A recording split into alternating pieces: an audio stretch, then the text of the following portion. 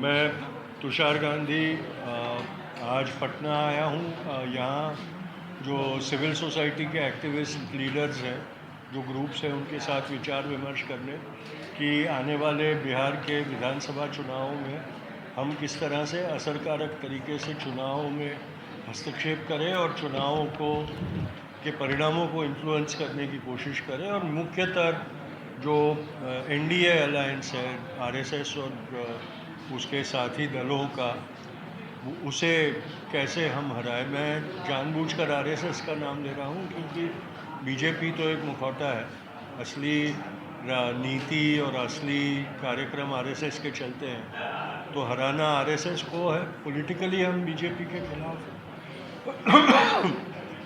काम कर रहे हैं और उनके जो मित्र दल है वो वापस उनकी सत्ता बिहार पे ना आए, इसके लिए यहाँ के पटना के स्थायी और बिहार के जो कार्यकर्ता हैं उनसे विचार विमर्श करने ये आज की सभा हमने की थी। अब हम आने वाले चुनावों में हम क्या क्या कार्यक्रम के साथ उतरेंगे और कैसी रणनीति से इन चुनावों के प्रचार में हमारा असर दिखाएंगे, उसके बारे में आने वाले दिनों में तय करके हम हमारे बिहारी साथियों के साथ ये सुनिश्चित करेंगे और फिर उसके बारे में आपको ब्रीफ करेंगे। तो आज की जो मीटिंग थी सुबह से शाम की गांधी संग्रहालय पटना में, उसका उद्देश्य था कि यहाँ के लोगों की, यहाँ के जो एक्टिविस्ट हैं उनकी क्या ज़रूरतें हैं, वो क्या चाहते हैं और वो चुनावी मुद्दे किन चीज़ों को बनाना चाहते हैं, उसके बारे में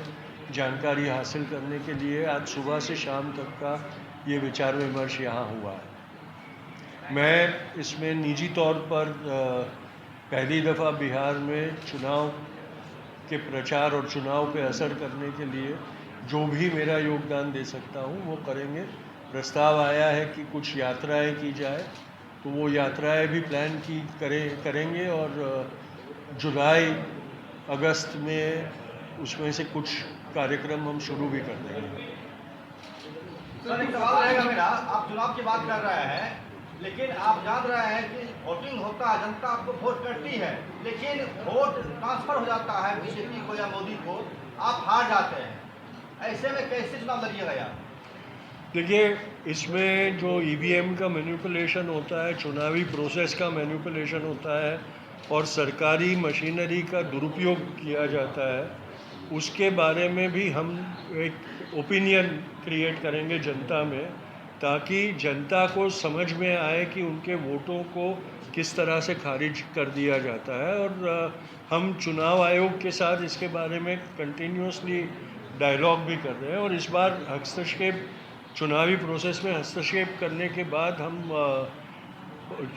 पॉलिटिकल पार्टीज़ के ऊपर भी ये प्रेशर, दबाव डालेंगे कि भाई अगर हमारी आशाओं से विपरीत रिज़ल्ट आता है और उसमें हमारे पास शक की गुंजाइश रहती है कि ये चुनाव चुराया गया है, जैसे हरियाणा से लेकर महाराष्ट्र तक के सारे चुनाव चुराए गए, उसी तरह से अगर कोशिश बिहार में होती है तो उसके खिलाफ पॉलिटिकल पार्टीज़ जिनको उसका असर होने वाला है उनके द्वारा कदम उठाने का और हमारी न्याय प्रणाली को के दरवाजे खटखटाने के लिए भी प्रेशर ग्रुप हम तैयार करेंगे। कौन तो सुनती नहीं बात आपकी? हम कोशिश कर सकते हैं, कोशिश करेंगे और हमारी तरफ से जितना हम उन चुनावों के नतीजों को चैलेंज कर सके हमारी अदालतों में, वो हम भी करेंगे।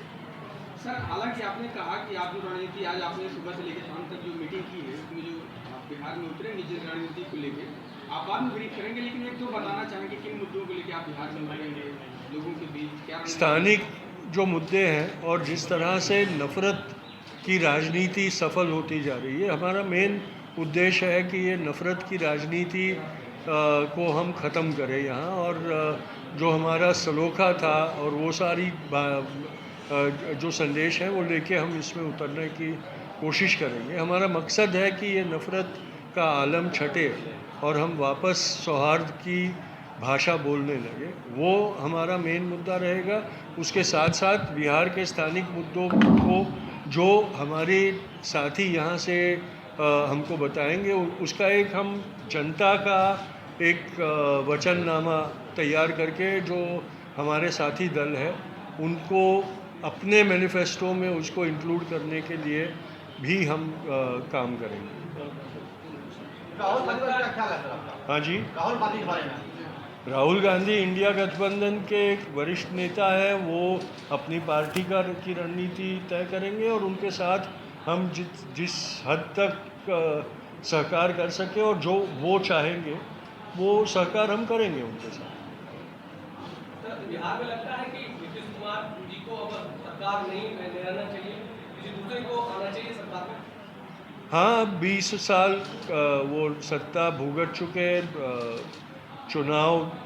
चुनावी नतीजों से भी और यहाँ वहाँ जाकर भी। अब शायद वक्त आ गया है कि बिहार को एक बदलाव की ज़रूरत हो, तो वो भी कैंपेन करेंगे।